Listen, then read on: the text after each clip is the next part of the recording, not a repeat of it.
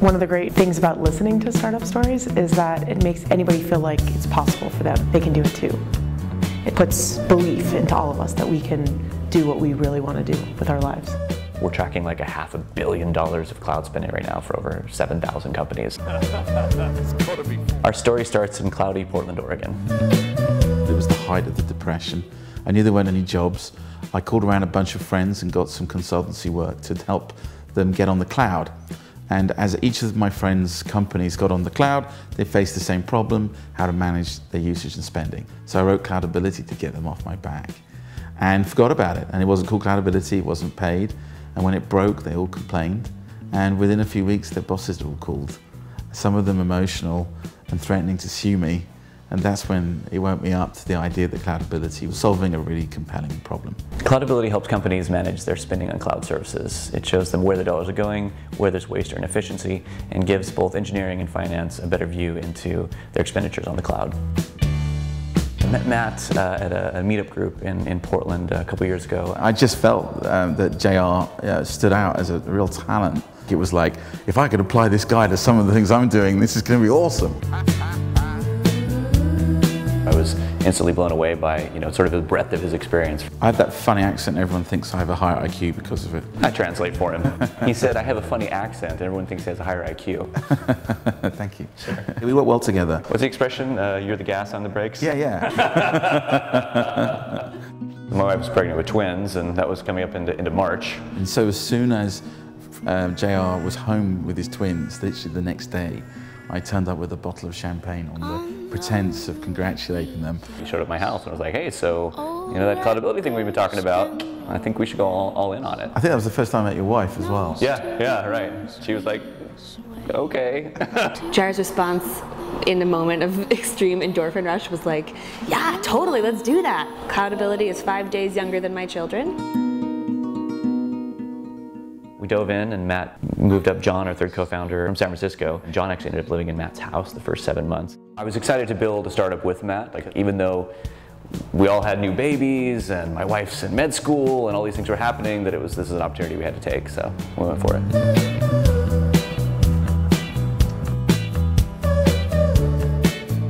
I knew so many very talented people that I felt like I would be the servant with the talent silver, burying it in the ground. If I didn't pull some of these incredibly talented people together to do this. I asked J.R. to have a look at it, and you quoted, what, 5 hours? This is a shoestring budget. We were, starting an idea, basically. Rework some of the text, maybe make the graphics a little better. So Alex, who's now our creative director, we put a lot more than 5 hours into it, and I kept saying to Alex, I know this is way over the time, but I think there's something here, and I think we're going to build something cool, and let's make this really special. Cloudability was formed April 5th, 2011. There's not a single company we've invested in that's not using the cloud in some way. This is transformative technology. This is why entrepreneurs don't have to raise $5 million anymore. The cloud is democratizing the entire startup ecosystem. It's massively important.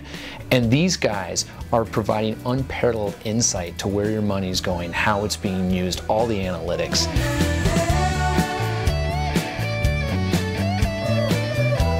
We were lucky enough to get selected to present our product on stage at GigaOM Structure Conference in June of 2011. But at that point, it was still just a set of screenshots. And at that event, I promised that we'd release the product the next month. It got us a lot of publicity. GigaOM wrote an article that ended up getting syndicated into the New York Times and CNN Money. And we suddenly had even more people saying, I want to use this. As we were building out the product, I still wasn't happy with what they call the minimum viable product. And I kept putting off the release, and we kept doing more and more work. And then in August, they came to me, J.R. and John, and said, we've got to get this out there. We came to a point where we really felt we were in an impasse. We needed to get the product out the door, and we needed to put it in front of people. If we weren't going to do that right away, I felt like we were really going to be in trouble. And I'm like, no. And it all came to a head on a lunchtime. John and J.R. told me, look, this isn't working. We've got to get this stuff out the door. And against all my instinct, I said, okay, let's do this. We put the product out.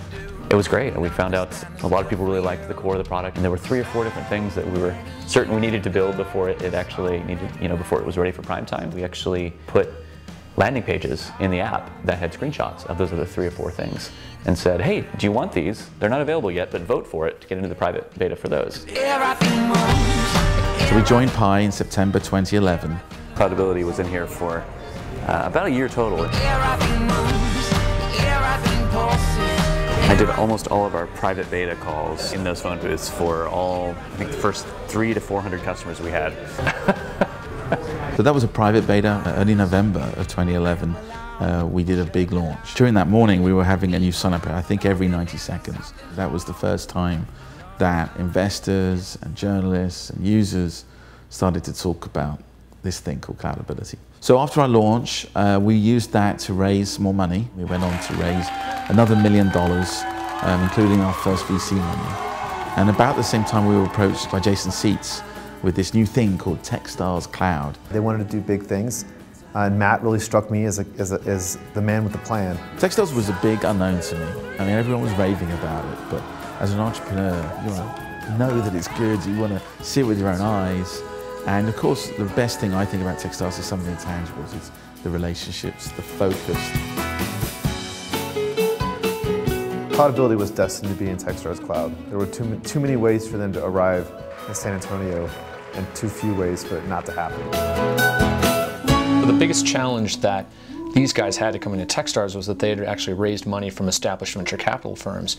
And they're like, well, doesn't that mean we're too late stage to come to Techstars? We just raised $1 million and we're growing pretty quickly. It turned out that our investors were like, that's pretty ballsy of you saying you can do even better with these guys, go do it. The VCs are getting all this free help to make their investment worth more, right? I mean, the Techstars network is much larger than any one VC firm. During the Techstars program, Cloudability executed like mad. It was extremely impressive how much they could accomplish in a really short period of time. A situation that was definitely different than most Techstars companies.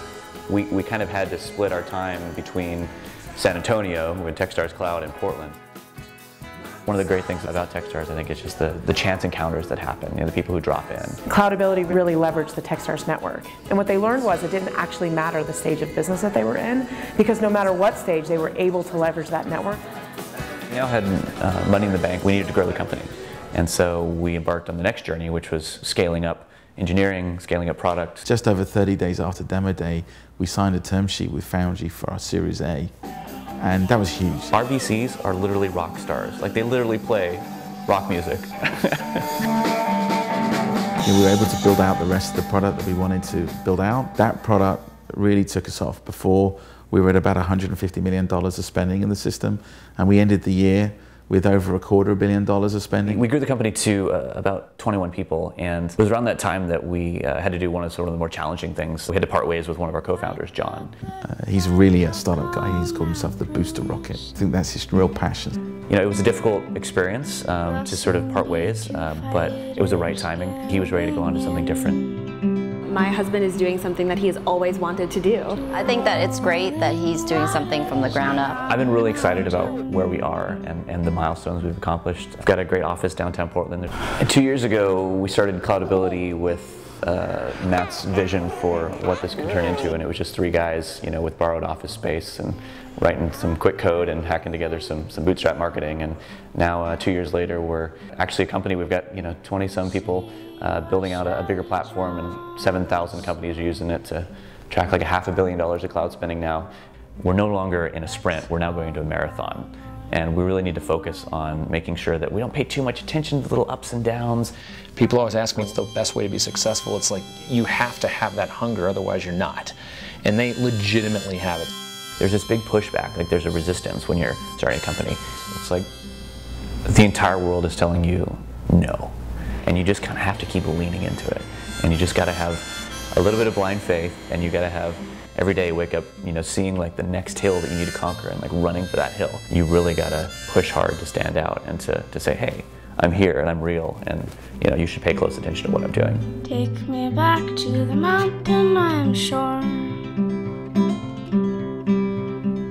Our impression still lays there on its floor. On these marks we will be. Get back to work.